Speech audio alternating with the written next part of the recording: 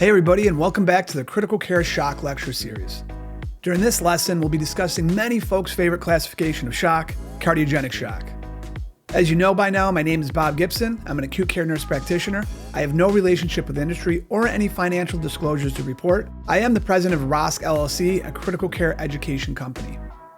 Like all lectures, let's first start by looking at our objectives before moving forward. We're going to discuss the hemodynamic profile of cardiogenic shock, and then we're going to discuss some causes of cardiogenic shock. And sure, there's more out there, but in my opinion, these are the ones that you're going to see at the clinical bedside. Acute myocardial infarction, acute decompensated heart failure, myocarditis, rate and rhythm issues, left ventricular outflow tract obstructions, valvulopathies, BRASH syndrome, and then we'll save RV failure for its own specialized session. The RV failure lecture is the next lesson in this module, and it will actually conclude the Critical Care Shock Lecture Series.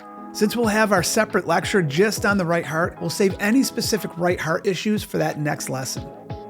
Before moving forward, let's discuss what exactly cardiogenic shock is. So it's a primary intracardiac disorder triggered by a primary intracardiac event. It's a low cardiac output state secondary to contractility issues, rate rhythm issues, intercardiac obstructive issues, or some combination of all the above.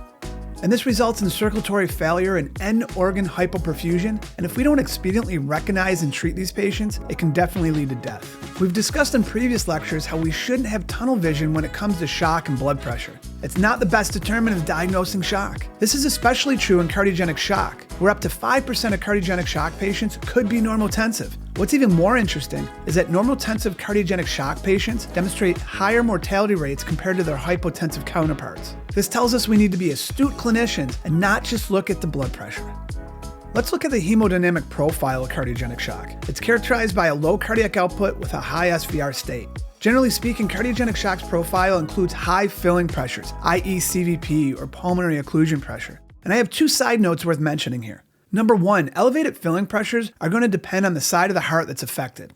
If it's LV failure, the pulmonary occlusion pressure is going to be high. If it's RV failure, the CVP or right atrial pressure will be high. And if it's biventricular failure, both can be high. Number two, there's infrequent times our cardiogenic shock patients may be urovolemic, hypovolemic, or in a mixed shock state, and this could obviously affect our filling pressures. Let's talk a little bit more about our cardiogenic shock diagnostic criteria. You'll notice a bit of variability or lack of uniformity with criteria among different resources here. The following are the most agreed upon items in the bulk of references and literature I was able to pull up. This would include a systolic blood pressure less than or equal to 90 millimeters of mercury for 30 minutes despite appropriate fluid resuscitation. So said a simpler way, this is hypotension that can't be explained by hypovolemia, or the use of vasoactives to maintain a systolic blood pressure of 90 or greater. Now remember, I've already warned you about solely looking at blood pressure to diagnose shock. So we'll see evidence of end organ hyperperfusion, a cardiac index of 2.2 liters or less, and then a pulmonary occlusion pressure greater than 15 millimeters of mercury, at least when we're looking at left heart failure and shock. While we're assessing these hemodynamic criteria, we're also concurrently confirming myocardial dysfunction via an echo. Now, what are some clinical signs that might help point us towards cardiogenic shock and end organ perfusion? We could see altered mental status, cold, clammy, mottled extremities, weak pulses, low urinary output, acute kidney injury, and a narrow pulse pressure. Maybe some JVD, chest pain, dyspnea, even arrhythmias. When it comes to laboratory findings, I look for increasing creatinine, elevated liver enzymes, and an elevated lactic acid level. We may even see a metabolic acidosis, or maybe even earlier yet, a significant base deficit. We'll probably also see a drop in SvO2. And remember, a true SvO2 is taken from that distal port of the pulmonary artery catheter. This is essentially the most deoxygenated blood in the macro circulation before entering those lungs. The blood there has undergone maximum extraction of its oxygen. The SvO2 is a result of how much oxygen was available to deliver versus how much oxygen was needed or consumed, and it's expressed as a percentage. If we remember back to the first lecture on an introduction to shock, oxygen delivery and consumption is based off hemoglobin, oxygenation, and cardiac output. So if we've optimized the hemoglobin and we've optimized the oxygenation, we're left with the cardiac output here. If we've optimized the preload and the afterload and still have a low SvO2, it points towards a contractility issue as the causative agent. We want our SvO2 greater or equal to 65%. So monitoring SvO2 has its limitations when diagnosing, but I find a continuous SvO2 monitor very valuable when trending care interventions or as an early alarm for decompensation. It's also important mentioning the cardiac power output, and this is a calculation of the mean arterial pressure and the cardiac output. We can see the whole formula here. It's MAP times cardiac output divided by 451 watts. And this is a calculation of the hydraulic energy of the left heart's pumping ability. If we think about it, power is work done over time. So it's a correlate of left ventricular stroke work. Now, the original data on CPO came from an analysis of the historic shock trial. CPO was actually found to be the strongest independent hemodynamic correlate of in-hospital mortality in patients with acute MI and cardiogenic shock. In the patient with acute MI and cardiogenic shock, if their CPO is less than 0.6, they have an increased risk for in-hospital mortality. In clinical practice, this has been translated into recognition or preventative or a reactive value to implement escalating therapies in cardiogenic shock to hopefully improve outcomes. Looking at the stages of cardiogenic shock, the initial stage is the reduction of cardiac output, and this might be tolerated for a short time. However, persistent reductions in cardiac output and oxygen delivery result in the compensatory stage. This includes activation of the sympathetic and neurohormonal pathways to cause vasoconstriction, increased heart rate, and fluid retention. When the compensatory stage fails to restore blood pressure and cardiac output and oxygen delivery, the patient moves into the progressive stage of cardiogenic shock. Without effective interventions, the patient then falls into the refractory stage of cardiogenic shock. In real-world scenarios, we may or may not see this progression. This depends on the timing of the presentation, underlying pathology, and rescue interventions we may have implemented. Now, digging into discussing cardiogenic shock phenotypes or classifications a bit further, we could start with the original CALIP classes that just used exam findings, but I like to hop right into the more recent Forrest Diamond classifications. They're probably what we're all most familiar with. They're based on exam findings and hemodynamics to assess perfusion and congestion. We started using this decades ago on acute MIs, but now we've expanded it out to acute on chronic heart failure patients as well. Now, the Forrest Diamond classifications are no pulmonary congestion or hypoperfusion, isolated pulmonary congestion, isolated hyperperfusion, or both pulmonary congestion and hyperperfusion. Now, I never quite figured out where it came from, but somewhere along the way, clinicians made it more fun and useful by putting the classes into what you see here. You have the warm and dry profile. These aren't the patients that we're worried about. Then you have the warm and wet phenotype. These folks might have a reperfusion vasodilatation, or they might even have a concurrent septic or SIRS component. Then we have the cold and dry phenotype. These patients have cold extremities, poor urine output, acute kidney injury, and hyponatremia, but they have no dyspnea and their chest imaging is clear. Lastly, we have the worst of the four, the classic cardiogenic shock patient, the cold and wet phenotype. These patients have all the poor perfusion as the cold and dry phenotype has, but these patients are congested as well. As mentioned, the majority of your acute MI cardiogenic shock patients are unfortunately going to present in a cold and wet phenotype, which has the highest mortality rate. Then only about a quarter present in the cold and dry, and only about 5% will present in the warm and wet group. Some much more recent authors have fine-tuned these classifications even further to non-congested, cardiorenal shock, and cardiometabolic shock. And while these classifications may help us learn or abstractly think about cardiogenic shock, they're inadequate when it comes to directing management, especially when mechanical circulatory support devices are in the mix. With that said, there's two widely adopted clinical classification systems to describe the acuity and the severity of cardiogenic shock. The first is INTERMACS. This stands for Interagency Registry for Mechanically Assisted Circulatory Support Devices. This was designed as a risk stratification tool in advanced heart failure, either being treated with or being considered for mechanical circulatory support. There's 7 profiles. The profiles us critical care providers are most concerned with is profiles 1 through 3. INTERMACS Profile 3 is a patient that's stable, but they're requiring inotropes, or said a better way, dependent on inotropic therapy. INTERMACS Profile 2 is a patient in progressive decline despite that inotropic therapy. And lastly, INTERMACS Profile 1 is the patient in full-blown, life-threatening shock with rapidly escalating vasoactive therapy. This profile is referred to as the crash and burn. The second clinical classification system is the SCAI stages for cardiogenic shock, and SCAI stands for Society of Cardiovascular Angiography and Interventions. The system was designed to standardize our vocabulary that's applicable with all cardiogenic shock patients, and it's to be standardized among clinicians and researchers alike. This is the preferred tool for patients in cardiogenic shock at this point. It was officially published in 2019, and over the years it's been extensively validated. And through the validation process, several areas of opportunities have been identified, and since that time, international experts have fine-tuned the stages to improve its utility. Stage A is at-risk patients. Stage B is the beginning of shock with mild hypotension and tachycardia, but no hypoperfusion. Stage C is the classic with a hyperperfusing patient requiring volume, vasoactives, or circulatory support. Stage D is deteriorating, and these patients fail to respond to clinical interventions and are getting worse. Then we have stage E, and this is patients in extremis. These are the patients that are pericoding or coding. Now you can see some of this, especially stages C and D, may be a bit too subjective. The graphic to the right shares the SCAI Cardiogenic Shock Workgroup suggested improvements to help better objectify stages B through E. I'll share some basic pathophysiology once we get into our individual causes here. However, for a quick generalized primer, I want to talk about the downward spiral of cardiogenic shock. The Cliff Note version here is the image to the right. The patient has an acute cardiac insult, and this can lead to both systolic and diastolic dysfunction. If you take a close look at this, on the systolic side of life, this reduces cardiac output, causes systemic hyperperfusion, and it drops the coronary perfusion pressure, which creates worsening cardiac ischemia. The compensatory peripheral vasoconstriction kicks in, as well as neurohormonal activation, which leads to fluid retention.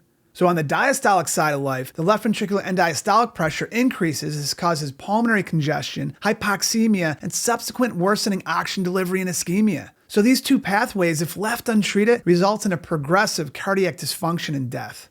I thought I'd also throw in the more complicated graphic to the left to really underscore that there's multiple issues at play in cardiogenic shock. One of them might be the SIRS pathway. Whether this is from shock itself or from reperfusion, a concurrent pro-inflammatory vasodilatory state might be at play. And I only highlight this because sometimes we seem surprised that our SVR is low in our most ill cardiogenic shock patients, especially when they're on mechanical circulatory devices. A quick generalized chat on diagnostics before moving forward here. We've already spoke about laboratory testing for overall shock, but more specifically, diagnostics for cardiogenic shock patients revolve around clinical assessment, hemodynamics, and a handful of diagnostics. We've already briefly discussed clinical exam and hemodynamics, so here's a few basic diagnostic tests. Echo, EKG, left heart catheterization, cardiac biomarkers, liver enzymes, creatinine, and chest imaging. And if you know me, I know you won't be surprised to hear me say that echo and POCUS is the most important tool at the bedside, in my opinion at least, for pathologies that we'll be discussing here today. All right, let's get into the causes of cardiogenic shock. And first up is acute myocardial infarction. So acute MI is the first up because it's the most common cause of cardiogenic shock. In fact, in European registries, 81% of all cardiogenic shock was caused by an acute MI. Acute MI-related cardiogenic shock can be seen with both STEMI and non-STEMI patients, but STEMI-related cardiogenic shock is much more common. Interestingly though, the NSTEMI patients seem to experience worse mortality rates. Now, despite registry data showing improving acute MI cardiogenic shock mortality, randomized controlled trials still report mortality rates around 50%. This suggests that cardiogenic shock mortality due to acute MI remains largely unchanged over the past 2 decades. This means we still have a lot of work to do.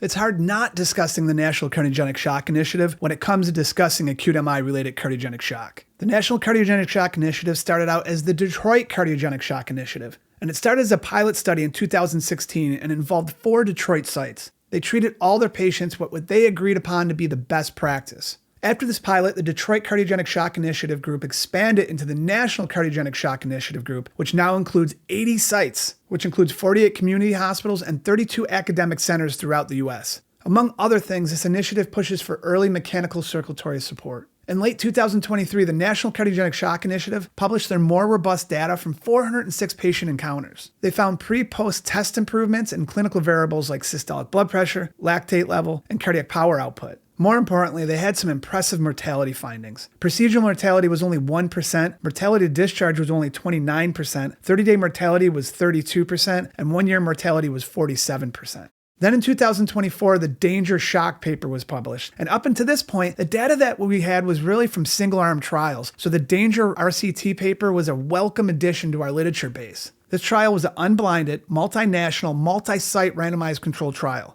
We can critique this paper for its unblinded fashion, its funding from Abiomed, and its long enrollment period. More concerning to me from a generalization applicable standpoint, it excluded out-of-hospital cardiac arrest patients that remained comatose upon arrival to the cath lab. This concerns me because in the real world, this is a common patient population. I was also a bit surprised at the modest conversion to ECMO, both in the control and the intervention group. So to give you the one-liner on that concern, almost 12% of the Impella/intervention group went on to receive ECMO. But at the end of the day, the trial showed that the intervention/Impella group had a significant reduction in all-cause mortality at 3 months. However, those same patients suffered more adverse events. They were 2 times more likely to have severe bleeding, 5 times more likely to have limb ischemia, 2 times more likely to need renal replacement therapy, and about 2 to 3 times more likely to contract a bacteremia. So overall, even though there was much more complications, it was overshadowed by the improvement in mortality.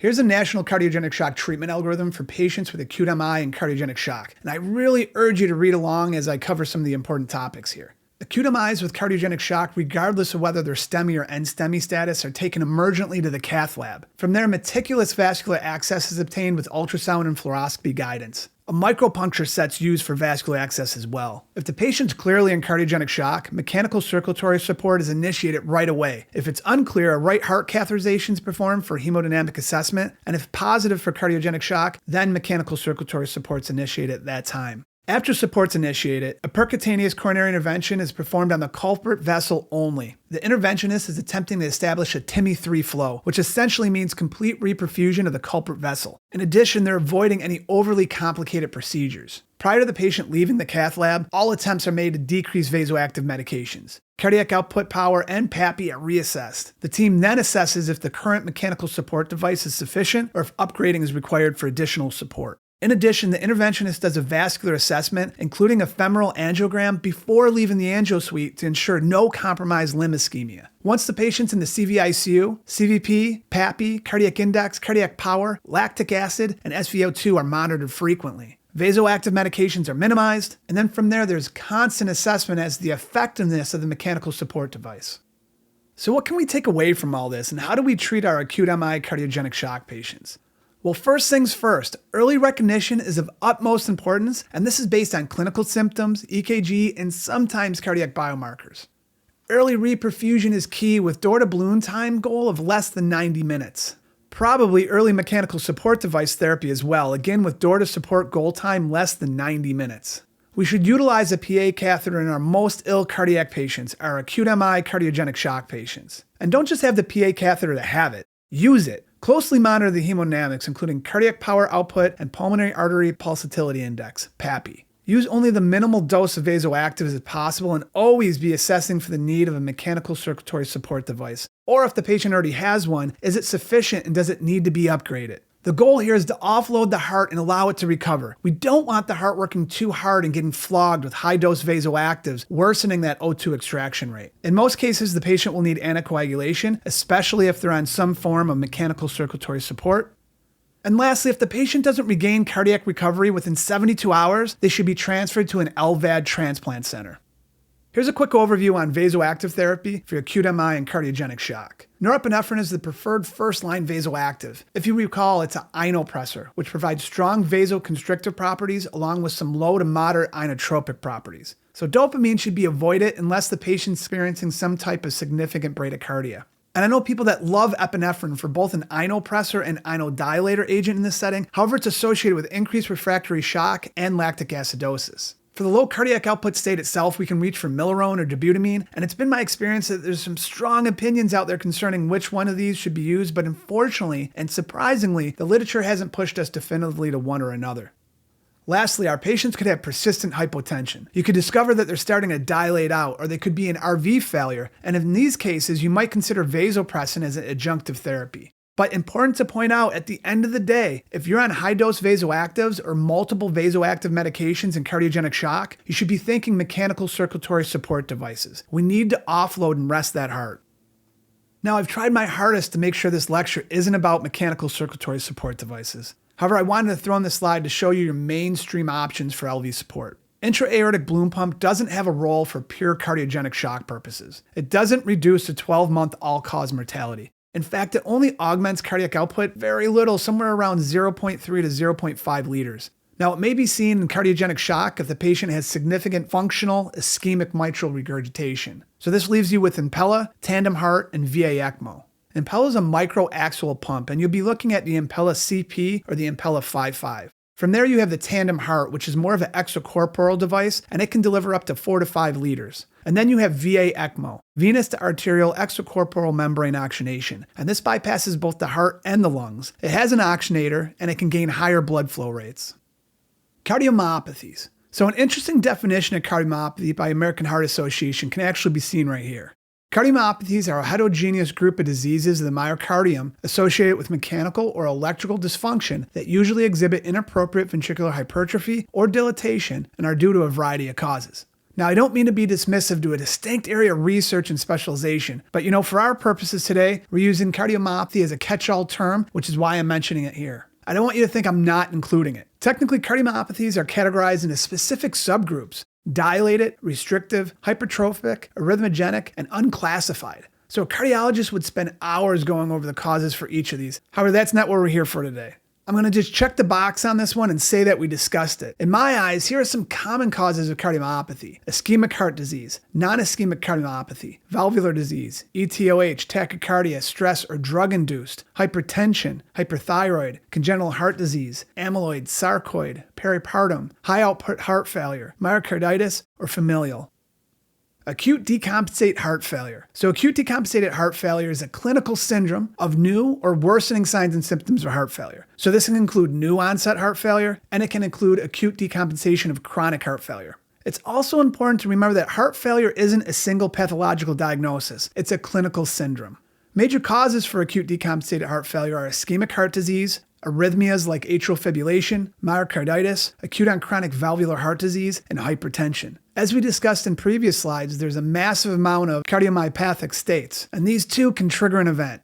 We all know we break down heart failure into distinct phenotypes based on the left ventricular ejection fraction. We have heart failure reduced ejection fraction, and this is defined by an ejection fraction of 40% or less. And then we have heart failure preserved ejection fraction, and this is defined by an ejection fraction of 50% or more. Now, the phenotype a lot of folks forget about is heart failure mildly reduced ejection fraction, and this is defined by an ejection fraction between 41 and 49%.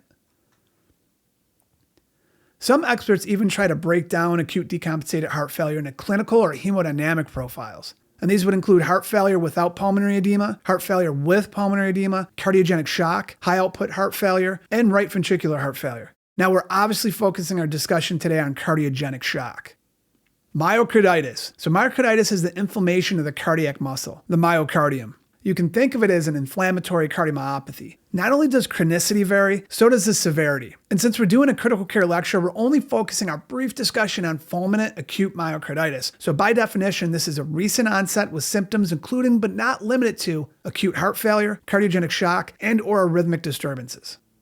As far as causes of myocarditis, it's traditionally categorized by histological examination according to the type of inflammatory cell infiltrate found in the myocardium. By far the most common is lymphocytic myocarditis. However, this knowledge does nothing for us at the bedside in the CVICU with a patient in cardiogenic shock.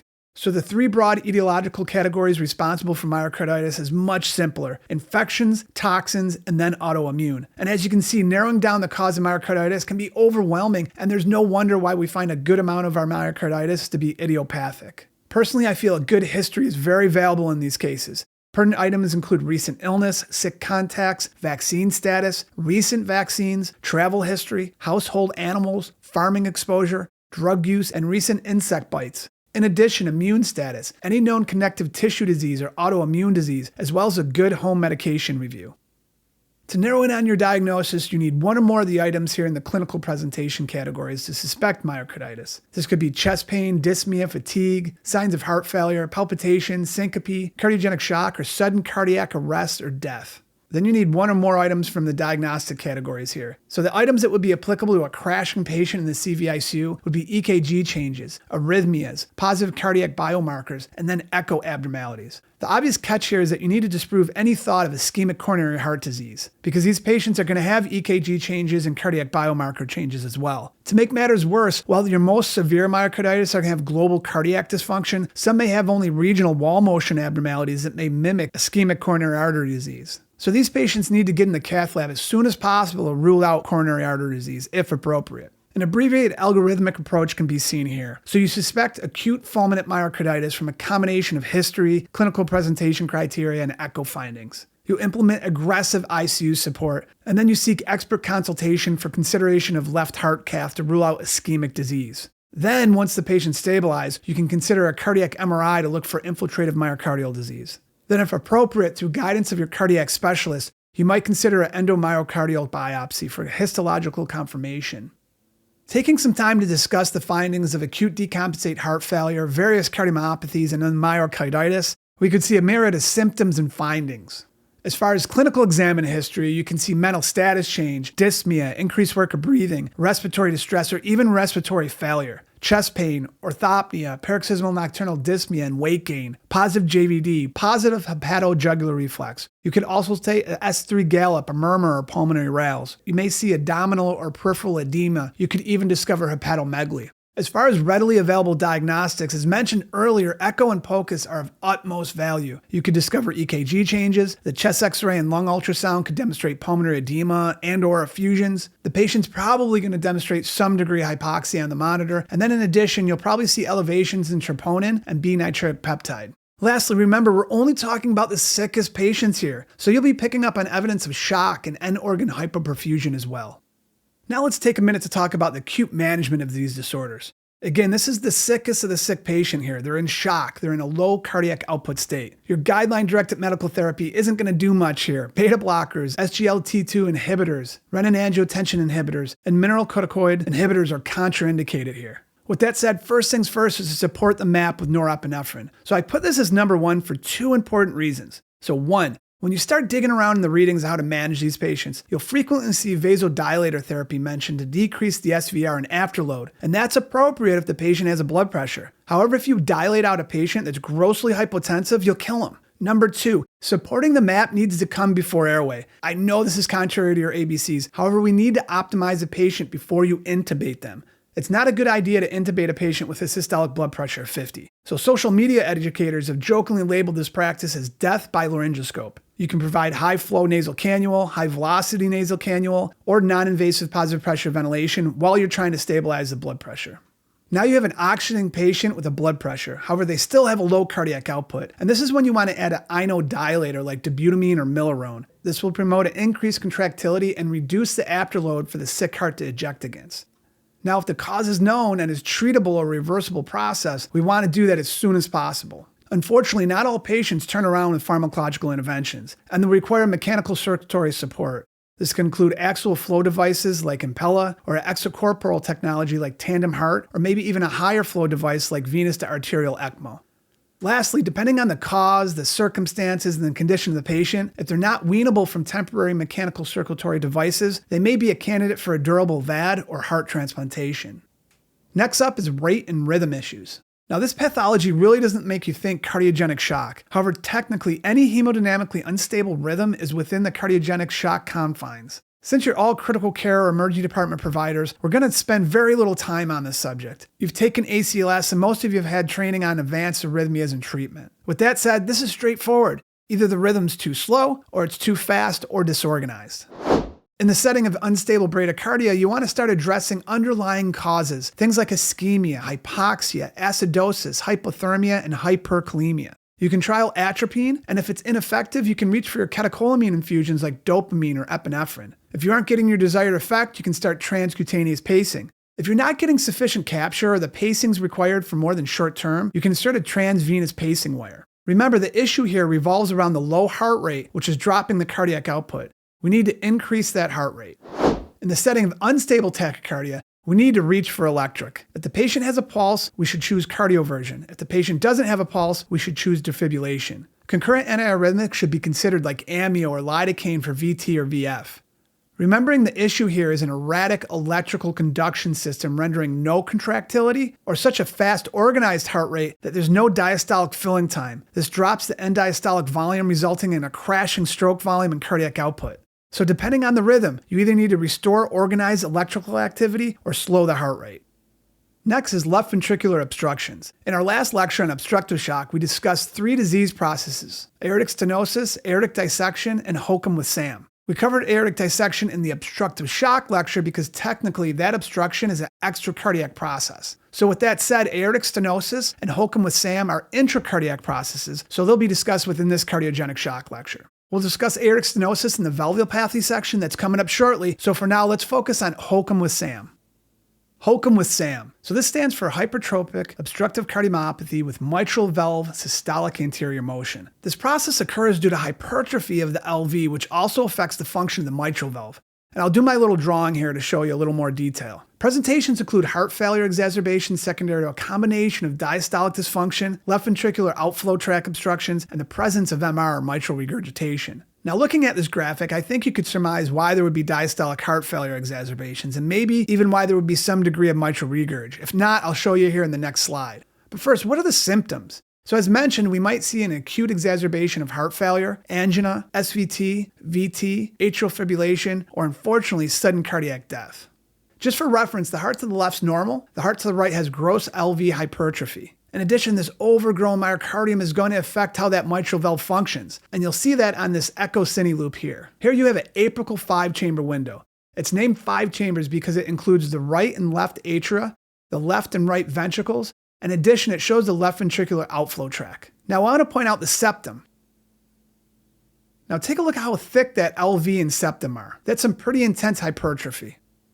Here we're zooming in here to get a better look at the culprits. So pay particular attention to how the mitral leaflet temporarily covers the left ventricular outflow tract. Cardiologists call this mitral septal opposition, which is just a fancy term for close together. See, the hypertrophy displaces the papillary muscles in the cords in the anterior mitral leaflet, causing this abnormal obstruction that you see here. HOCM with SAM can be diagnosed with a TTE, TEE, or during a left heart catheterization. However, if we have a patient in shock from this disorder at the bedside, we're most likely going to catch it during a routine POCUS evaluation. For us non-cardiologists, it's very easy to miss. I've gotten myself into the habit that whenever I'm doing an echo on a patient with left ventricular hypertrophy and they're in shock, I take extra time to evaluate the septum and the mitral valve. Moving on to the treatment for HOCM with SAM, first let's talk briefly about definitive therapy. And this includes one of the following procedures. So the least invasive procedure would be alcohol septal ablation. And this is where the upper septal perforation branch of the LAD is ablated, and it causes an infarct in the upper septum. And this will eventually reduce the septal size, increasing the size of the left ventricular outflow tract. The more invasive procedure is a surgical left myectomy with a papillary muscle resection. So a portion of the septal muscle is surgically excised, and then there's a subvalvular resection of the papillary muscles. All right, now that we got that out of the way, more importantly, what do we do at the bedside? How do we medically manage this patient until stabilization? First, if the patient's intravascularly dry, you need to get them to a urovolemic state. In the setting of hypovolemia, the left ventricular end diastolic area is actually reduced, and this worsens the HOCM-SAM situation. Second, if your patient requires vasoactive therapy, avoid any beta agonism. So beta-1 stimulation increases contractility and will actually worsen the obstruction. This means no norepinephrine, dobutamine, or epinephrine. If you need a vasopressor, reach for the phenylephrine. It won't directly affect contractility, and it will just provide vasoconstriction. Third, avoid anything that causes increased contractility. This means treating fever, pain, anxiety, or distress. And then one last thing to throw in there, as soon as the patient's off vasoactives, you want to try to start them on a low-dose beta blocker as soon as possible. The drug's negative inotropic effect reduces the left ventricular outflow tract obstruction even further. Now let's get into valvulopathies. Since we're not trying to have a cardiothoracic lecture here, we're just focusing on the most common acute valvular processes that might cause cardiogenic shock. We'll cover aortic stenosis since it's apparently the most common valvular process needing surgical repairs. It can cause cardiogenic shock, but usually it's through an acute on chronic condition. In addition, I find a lot of folks get mixed up with the diagnosis of aortic stenosis. So either way, aortic stenosis will be a worthy discussion here. Next, we'll discuss acute aortic regurgitation/insufficiency, and then acute mitral valve regurgitation. For time purposes, I'm not going to discuss mitral valve stenosis in this cardiogenic shock lecture. This is seen less commonly. It's practically a sole result of rheumatic heart disease. It's a purely progressive chronic process, and I don't think you're going to see a cardiogenic shock patient with an isolated mitral stenosis anytime soon. Severe aortic stenosis. So this is the most common left heart valvular disease leading to surgery or transcatheter interventions. So we all know what aortic stenosis is. It's the narrowing of the valve opening. This leads to pressure overload, left ventricular hypertrophy, and reduced ventricular compliance. It's mainly a progressive, chronic issue that's most commonly a result of a congenital bicuspid valve or a degenerative atherosclerotic valve disease. Our classic symptoms for severe aortic stenosis are angina, shortness of breath, and syncope, and if left untreated, it can definitely result in a shock state and sudden cardiac death. The diagnosis generally is confirmed with echocardiogram. So first we have peak velocity. A normal flow speed across the aortic valve is about 1 meter per second. So the higher the peak velocity, the worse things are, suggesting an orifice narrowing. If this seems confusing, think about running a hose with no restriction on the end. Now put your finger over the hose tip. The speed that the hose water comes out is higher with the restriction. Same situation with a narrowing aortic valve. Then we have the mean gradient, and this sounds so fancy, but think of it as the delta P, or the change in pressure. It's measuring the difference, the change, the gradient between the pressure on the LV side of the valve and the pressure on the aortic side of the valve. And then lastly, we have aortic valve area, and that's really the easiest to understand. It's the area that the aortic valve can open. The discussion around aortic stenosis diagnosis can be intense, especially in low-flow severe aortic stenosis cases. But to keep things simple for this presentation, severe aortic stenosis' echo diagnostics criteria is an aortic valve area of less than 1 centimeter squared, a peak velocity greater or equal to 4 meters per second, and a mean gradient of greater than 40 millimeters of mercury. And while it's a bit contentious and concerning crossing a severely stenotic aortic valve with a wire for left heart catheterization, it is used for any perceived inconsistencies in the echo or if an ischemic coronary artery evaluation is needed, whether for surgical planning or to exclude the differential diagnosis. So how do we treat these patients? They have severe aortic stenosis and they're in cardiogenic shock. Depending on the timing and situation, treatment for severe aortic stenosis could include a balloon aortic valvoplasty, a surgical aortic valve replacement, or a transcatheter aortic valve replacement. And I'd like to point out that a balloon aortic valvoplasty is not a definitive fix. It's usually a staged treatment plan, doing a balloon valvoplasty to relieve the stenosis, then optimizing and recovering that patient for a surgical or transcatheter AVR afterwards. Medical management priorities include preventing hypovolemia and preventing reductions in preload, heart rate, contractility, and afterload. Think of the severe aortic stenotic patient as hanging on by a thread. They function on a relatively fixed cardiac output, and if you go messing with the ability for them to muster that cardiac output, you'll be in for some trouble.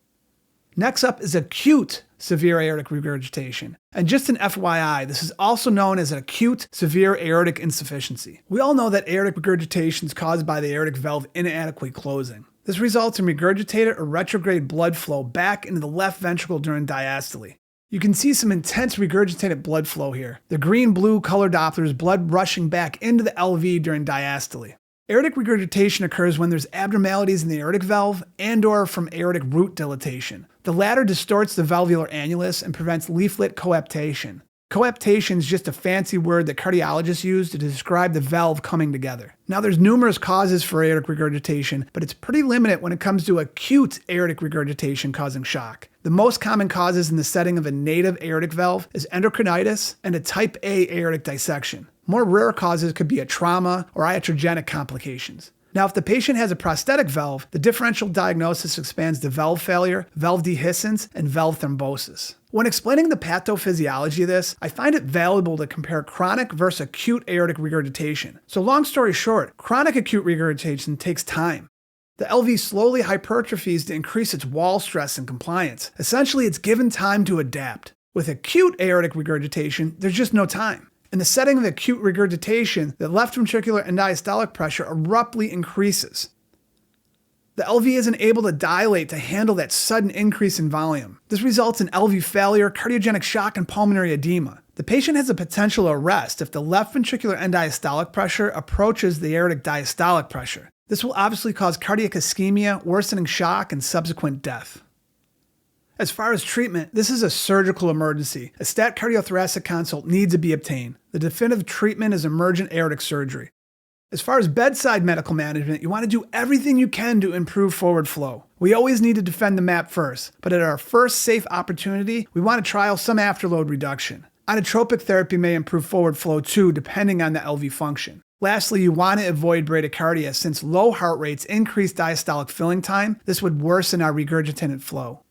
Next, we have acute severe mitral regurgitation. We all know that mitral regurgitation is caused by the mitral valve inadequately closing. This results in regurgitated or retrograde blood flow back into the small, non-conditioned, non-compliant left atrium. This regurgitated flow causes a drastic increase in left atrial pressure. This pressure backs up in the lungs, causing pulmonary edema. And in addition, because a large fraction of blood ejected from the ventricle is going back into the atrium, there's limited forward flow out of the left ventricular outflow tract in the aorta. This obviously drops our cardiac output. And then compensatory mechanisms cause an increase in SVR, and this actually worsens the mitral regurgitation even further. And obviously, if left untreated, the patient goes into progressive pulmonary edema and shock. So I hope you've been watching the echo cine loop here. It demonstrates rather severe MR. The green-blue Doppler flow is the regurgitated blood flow back into the left atrium. The left atrium is severely dilated. I even think I can see a dilated pulmonary vein here. Causes of acute mitral regurgitation can generally be broken down into two groups. The first group is called primary, or some folks refer to this as non-ischemic. The most common causes are going to be myxomatous disease and endocarditis. Myxomatous disease results in a ruptured chordae tendae causing a flail leaflet and valve prolapse, where endocarditis causes a vegetation formation, leaflet deformities, and then perforations right into the leaflets. The next group is called secondary, and some refer to this as functional, and when it involves coronary artery disease, some will also call it ischemic. So the most common cause here is an acute MI. It can either cause a full-out chordae tendae rupture with flail leaflet and valve prolapse, or the ischemia can displace the papillary muscle and also cause a regional motion abnormality at the wall of the papillary muscle, causing gross regurgitation. In addition, dilated and hypertrophic cardiomyopathies are other known causes of functional acute mitral regurgitation. When it comes to treating acute severe mitral regurgitation, you should immediately trigger an emergent CT surgery consult. Regardless of the cause, if the patient's in cardiogenic shock, it's a class 1 indication for surgical or interventional procedures. However, depending on the severity and the causes of the valve dysfunction, this may determine the aggressiveness of the intervention and timing. Depending on the cause, interventions could range from a left heart cath, PCI, in the case of a non-cord rupture dysfunction that's triggered by a MI, or it can involve a mitral valve repair or even a replacement in the setting of cord rupture or endocarditis. So how do we treat these patients at the bedside? Well, given the degree of pulmonary edema these patients suffer, you're most likely going to be intubating this patient. Like any regurgitant issue, you want to do everything you can to improve forward flow from there. We always need to defend the map first, but if safe, we want to attempt some afterload reduction, maybe with some nitroprusside. Inotropic therapy may improve that forward flow too, depending on the LV function. An intra-aortic balloon pump might be effective as well as reducing the mitral regurgitation and improving forward flow. There's also been some case reports and case series of using Impella to offload and decrease regurgitation. And lastly, you want to do everything you can to avoid bradycardia, since these low heart rates increase the diastolic filling time, which worsens the regurgitant flow.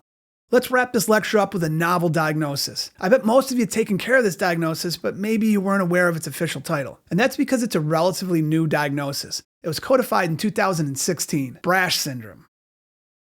BRASH is an acronym for bradycardia, renal failure, AV nodal blockers, shock, and hyperkalemia. We're starting to see this more often, and there's a couple hypotheses why. So one is we have an aging population, and with that comes more arrhythmias and intensive blood pressure, and this leads to an increase in AV nodal blocking agents. Another hypothesis is that we're gaining an increased awareness of the disorder as well, and that alone could contribute to an increase in incidence. BRASH syndrome is a vicious cycle of bradycardia, AKI, shock, and hyperkalemia. Its originating pathophysiology is the unfortunate synergy of AV nodal blocking agents and hyperkalemia. We all know that AV nodal blocking agents slow conduction. It's their job. Hyperkalemia also impairs not only AV nodal conduction, but also conduction within the Purkinje fibers in the ventricles. So the limited reports available seem to point towards a period of dehydration that triggers off this whole cascade, whether it's from heat exhaustion, GI illness, and/or decreased PO intake. This dehydration causes renal impairment, which decreases renally excreted specific AV nodal blockers. And then AKI itself might lend itself to hyperkalemia. This together leads to bradycardia, which will drop the cardiac output, worsening the AKI. This worsens the renal clearance of the drug even further. The worsening AKI also causes more severe hyperkalemia, creating even worse bradycardia, putting the patient into shock. Now, what drugs are we predominantly talking about when we're looking at renally excreted AV nodal blockers? When it comes to beta blockers, we're looking at metoprolol and atenolol. In addition, nadolol is a non-selective beta blocker that's partially renally excreted. With calcium channel blockers, we're looking at verapamil and nifedipine most commonly. Amyloidopine is a dihydropyridine calcium channel blocker, so it shouldn't cause bradycardia, but it can certainly cause hypotension, exacerbating BRASH syndrome when other medications are in play. There's a handful of other antiarrhythmics that are renal cleared that contribute as well, if not cause BRASH syndrome. And what literature is available also lists ACE and ARBs as risk factors since they can cause AKI and hyperkalemia, especially in that dehydrated patient. Non-selective beta blockers like propranolol and labetalol aren't renally excreted, but in this discussion, it's important to point out how they can cause hyperkalemia via indirect mechanism involving aldosterone. And then lastly, I would add spironolactone use as a risk factor as well. As far as treating BRASH syndrome, I want to issue 2 warning statements. The first is make sure you're not chasing waterfalls here with the shiny new diagnosis. Be sure to rule out differentials of isolated hyperkalemia and AV nodal blocker overdose. Second, don't fixate your management on one component of BRASH. From there, you can currently address hyperkalemia, bradycardia, hypovolemia, and toxicology management. Briefly, hyperkalemia management involves IV calcium for myocardial stabilization, insulin, dextrose, and inhaled beta agonists for potassium shifting, and then turning efforts to potassium excretion with enteral agents and in appropriate situations, dialysis. As far as bradycardia management, atropine can be trialed, but it's most likely to be ineffective, and you should be ready to reach for your epinephrine infusion. The patient in most cases will be hypovolemic. They'll need appropriate aggressive fluid resuscitation. However, if they're not, you'll need to consider pacing as well as specific beta blocker and calcium channel blocker toxicity support. So let's wrap things up here. We've covered a lot during this session. We've discussed hemodynamics, definitions, etiologies, and treatment of various forms of cardiogenic shock. As mentioned in the beginning of this presentation, we're going to address RV failure management with its own specialized session, which is actually up next. As always, thanks for your attention and engagement. If you have any questions, be sure to ask them in the comment section below.